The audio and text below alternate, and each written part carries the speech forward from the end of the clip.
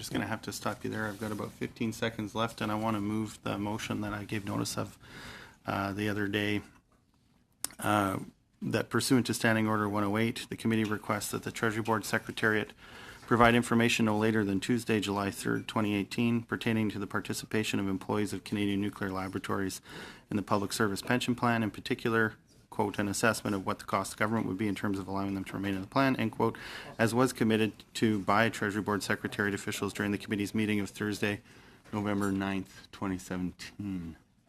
Thank you. Before we go to Madame Ratanzi, who I think is raising her hand in point of order, just to inform colleagues, the motion is in order, and debate would begin on this motion immediately. But Madame Ratanzi, did you have a point of order? No, I will allow Mr. Blaikie to finish why he wants to present this motion, if he wants to say any more on it. Well, he has the ability to present the motion when he is speaking, and which he has done. So the motion is in order, and Mr. Blaikie, the motion has been received. Copies are being distributed as we speak, and the floor is yours.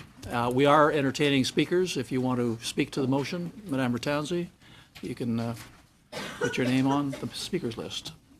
You already have a couple before that. Go ahead, Mr. Blaikie. Thank you very much, Mr. Chair. And I'm moving the motion now only because it's the last meeting before summer, and members who've been following this issue may know that it's effective in September, that these workers who were essentially put on course to be kicked out of the Public Service Pension Plan by the Harper government, it was a 3-year term.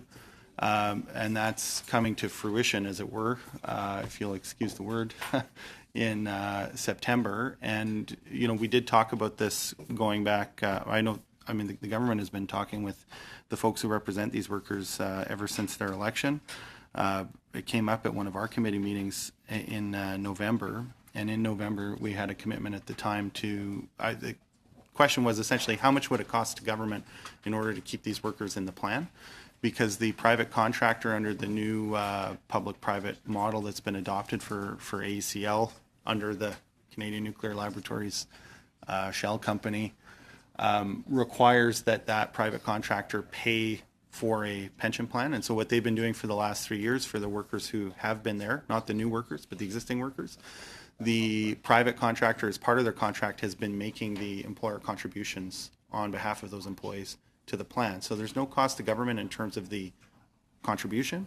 There are some administrative costs. And so that's what the folks representing those workers and the workers themselves have been wanting to know, is what exactly does the government estimate, based on the last 3 years where the government has been doing that, where they've been in the plan, what would be the cost to government to keep those workers in the plan. And so we did have a commitment going back a while ago to get that information. We just haven't got it yet. So before the end of the summer, I was hoping that the committee might assist those workers by just essentially reiterating our request to get that information to the President of the Treasury Board, so that they have it at least with a little bit of time to consider what that information means for them, and to come back to government with a proposal. I know they've been talking to the PMO, they've been talking to Treasury Board, they've been talking to Minister Carr's office, because Minister Carr is responsible ultimately for CNL. So they'd like that information to be able to see if they can work out some kind of deal so these guys can keep their pension. And so that's really the purpose of the motion. I won't take any more of the committee's time. Thank you. We have 3 names on my speakers list: Mr. McCauley, Mr. Kelly, and Madame Ratanzi. Mr. McCauley, you're up next. In general, I support the motion. I don't see why this information should not be provided. I'll just ask a question. If I'm reading it right, it says it was committed to the committee by TBS. I think it's important then that the motion goes forward. We saw a previous commitment made to this committee by the President of the Treasury Board to appear on the important whistleblower study. And of course, here we are 2 days out before the end of the session, and he's refused to show up or refused to honor the request, even though he made the commitment in this committee to us, and he has not bothered showing up. So I think it shows the importance of having a motion such as this to compel the information to come forward for this important issue.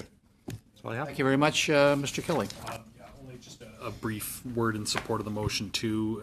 It just comes to accountability on the part of the President of the Treasury Board, and as Mr. McCauley had pointed out, that accountability has been challenged in many ways, particularly his failure to appear when he told us he would. So I'll leave it at that. Madame Ratanzi. Thank you, Mr. Chair. And I have in front of me a response, the motion that was presented by Mr. Blaikie, sent to the Treasury Board April 12th, received by the Treasury Board April 12th, 2018, and he received a response. The response was tabled May 30th, and for the information of everyone here, I will read it out. On September 13th, 2015, Atomic Energy of Canada Limited transferred Canadian Nuclear Laboratories, CNL, to a private sector company. As a result, following the transfer, CNL employees became private sector employees. The Public Service Superannuation Act does not permit private sector employees to be members of the Public Service Pension Plan. Following the maximum period of transitional coverage under the Public Service Superannuation Act, 3 years, under the legislation, employees of CNL will not be eligible to participate as active members of the Public Service Pension Plan beyond September 13, 2018. The government continues to be engaged with the employees and their unions on this issue and is committed to doing everything it can to offer the appropriate pension protection for the impacted employees. So I believe that motion is really redundant. Thank you, Mr. Speaker. Mr. Blaikie. Thank you very much. Well, if I may, that is a response to an order paper question that I had filed on this point. I filed it after the committee meeting that the motion refers to because I didn't get an answer from the president of the Treasury Board. But what I would say is that there is a basis for calculating what the cost would be, and I understand what the legislation says. I think what you'll find if you talk to those workers is they're saying that this arrangement worked well for the last 3 years. And of course, in Parliament, we have the luxury of being able to amend legislation. And so the fact that current laws prohibit something doesn't mean that we can't allow it by amending the legislation. What they're interested to know is what the cost would be. Because if it's a really high cost, then it might be unreasonable to expect Canadian taxpayers to subsidize their ongoing participation in the public service plan. But their estimation, because they hired an actuary, is that the cost is actually very low. Government presumably has a sense of what it's cost over the last 3 years for them to keep them in the plan under the current provisions of the public service anyway. Thank you. And they just like to know what it's been costing government for the last 3 years. So, there is a way to figure out what it's been costing for, per year for the last 3 years. It's really hard to believe the government went ahead and made a decision after negotiating with them for 2 years. And I might add, giving them the impression that this might actually be possible. They've started a campaign to try and keep themselves in the pension plan only in the last couple months when they started getting that answer instead of the answer that they had been getting for the last couple of years, which was that this might actually be possible. So I think they feel a little bit led on, but they're still wanting to work constructively with government because they are really eager to stay in the pension plan. It's not just for themselves. I think it's also important to say, like where I'm from in Manitoba, we have an AECL site.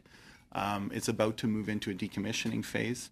There's a lot of workers that have worked and lived in Pinawa for a long time, but some of them are, say, 15 years into the plan. Instead of sticking around for the decommissioning, they're starting to say, well, maybe I need to be looking elsewhere for work. Maybe I want to be somewhere else. I think losing that kind of site-specific knowledge on the cusp of a decommissioning process isn't very good. So there's a question, I think, of just kind of moral obligation to these folks who are in a pension plan and would like to stay in it. But there's also a logistical consideration, which is whether or not it makes sense to be losing people with experience and site-specific knowledge on the cusp of important projects. All they're asking is to know what government estimates has been the cost over the last 3 years in order to keep them in the plan, even though they weren't technically working for the government, even though they were performing all the same work on all the same sites with all the same equipment. They were no longer technically working for government, but they were nevertheless still in the plan. So all we're asking is to know what government thinks that cost them over the last 3 years, so that they could go back to government with a proposal that may include some legislative amendments, but I don't think that's the end of the world. We were just talking about legislative amendments to change the control structure for votes. Nobody said, well, because the current law doesn't permit it, there's no way we could possibly do it. Instead, we had a good conversation about what kinds of amendments we might make to the law in order to enable something good to happen. So they're just asking for what it has cost. We've been doing it for the last 3 years. I think it's reasonable. And when Treasury Board was here in November, I think they more or less agreed that it was reasonable. And they said, well, as soon as we are looking into getting those numbers, and as soon as we have them, we'll share them with the committee. It's hard for me to believe that government made that decision without having the numbers. So presumably they have them. And the workers would just like to have that information shared with them so that they can try and work with government to find some kind of solution. So I just felt the need to respond to Madame Ratanzi's citing of that order paper question. It's true, I did ask that question. I've asked that question in many forums, as many as I possibly can. And as soon as I have the answer, I can stop asking the question. Thank you very much. Mr. Blaikie, seeing no other names on my speakers list, I will read the motion once again into the record, then we'll have a vote on the motion. The motion is, it can be a recorded vote, Mr. Blaikie, certainly. The motion reads that pursuant to Standing Order 108, the committee requests that the Treasury Board Secretariat provide information no later than Tuesday, July 3rd, 2018, pertaining to the participation of employees in Canadian Nuclear Laboratories in the Public Service Pension Plan. In particular, a, quote, assessment of what the cost to government would be in terms of allowing them to remain in that plan, end quote, as was committed to by Treasury Board Secretariat officials during the committee's meeting of Thursday, November 9th, 2017. The motion is on the floor. All in favor of the motion, please indicate by raising your hands. Mr. Blaikie, Mr. Kelly, Mr. McCauley, all opposed. Madame Ratanzi, Monsieur Ayoub, Monsieur Johari, Madame Mendez, Mr. Peterson, and Mr. Drouin. The motion is defeated.